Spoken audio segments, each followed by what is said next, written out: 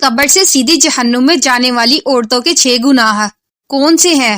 6 عادتیں عورتوں کو قبر سے سیدھا جہنم میں لے کر جائیں گی۔ یہ 6 بری عادتیں اللہ کو انتہائی ناپسند ہیں۔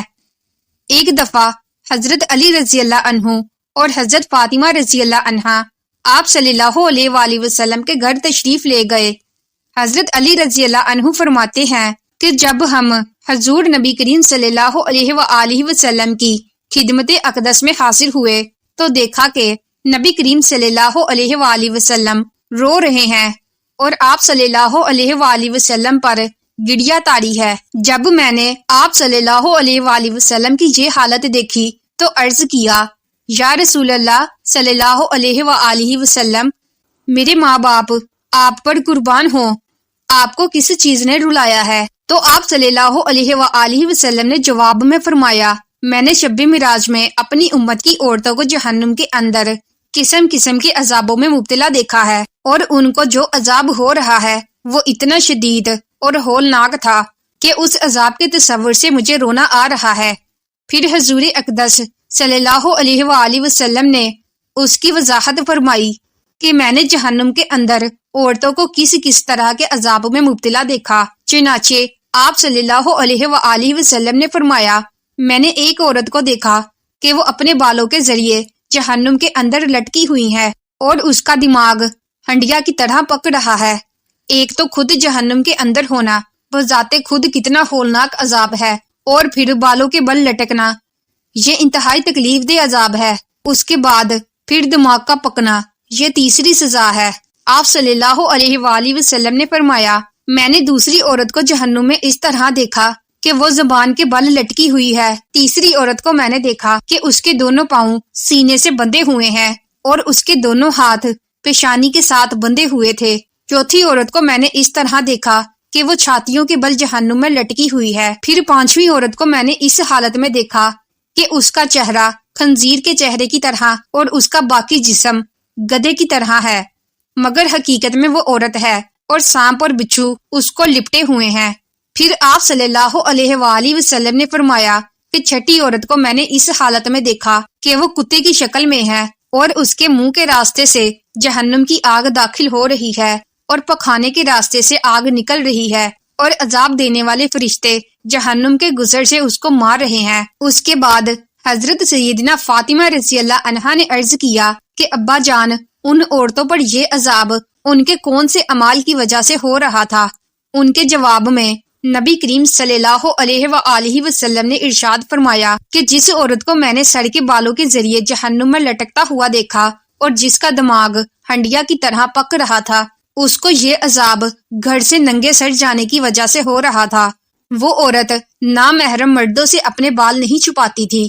دوسری عورت جس کو حضور اقدس صلی اللہ علیہ وآلہ وسلم نے دیکھا کہ وہ زبان کے بل جہنم میں لٹکی ہوئی ہے، اس کے بارے میں آپ صلی اللہ علیہ وآلہ وسلم نے فرمایا کہ یہ وہ عورت ہے جو اپنی زبان درازی سے اپنے شوہر کو تکلیف پہنچایا کرتی تھی۔ بعض عورتوں میں بلا شبہ یہ بری خصلت پائی جاتی ہے کہ وہ بہت ہی منہ پھٹ، زبان دراز، بدگو اور بہت زیادہ زبان چلا کر اپنے شوہر کو تکلیف پہنچانے کی عادی ہوتی ہیں، اور یہ بات مرد کے لیے بھی جائز نہیں کہ وہ اپنی زبان سے اپنی بیوی کو ناحق تکلیف پہنچائے یا اس کو ستائے اور پریشان کرے۔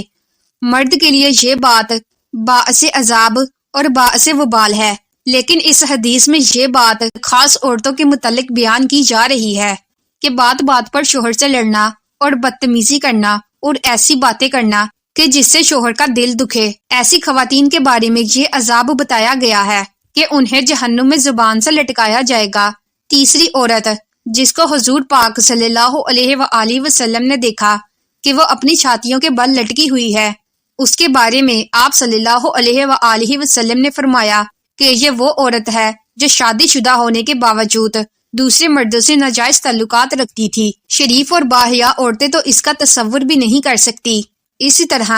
شریف اور باحیا مرد بھی اس بات کا تصور نہیں کر سکتے۔ چوتھی عورت جس کو حضور اقدس صلی اللہ علیہ وآلہ وسلم نے اس حالت میں دیکھا کہ اس کے دونوں پاؤں سینے سے بندھے ہوئے ہیں، اس کے بارے میں نبی کریم صلی اللہ علیہ وآلہ وسلم نے فرمایا کہ یہ وہ عورت ہے جو دنیا میں جنابت اور حیض سے پاک اور صاف رہنے کا اہتمام نہیں کرتی تھی اور نماز کے ساتھ بڑی لاپرواہی کرتی تھی بلکہ مذاق کا معاملہ کرتی تھی۔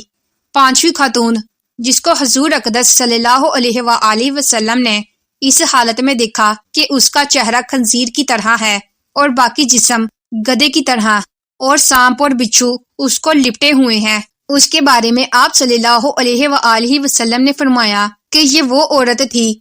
کہ جس کو جھوٹ بولنے اور چغل خوری کی وجہ سے عذاب ہو رہا ہے۔ یہ گناہ صرف عورتوں کے ساتھ خاص نہیں بلکہ اگر مردوں کے اندر بھی یہ گناہ فروغ پا جائیں تو ان کی بھی پکڑ ہوگی، ان پر بھی عذاب ہوگا۔ چھٹی عورت جس کو حضور اقدس صلی اللہ علیہ وآلہ وسلم نے اس حالت میں دیکھا کہ وہ کتے کی شکل میں ہے اور اس کے منہ سے آگ داخل ہو رہی ہے اور پخانے کے رستے سے آگ باہر نکل رہی ہے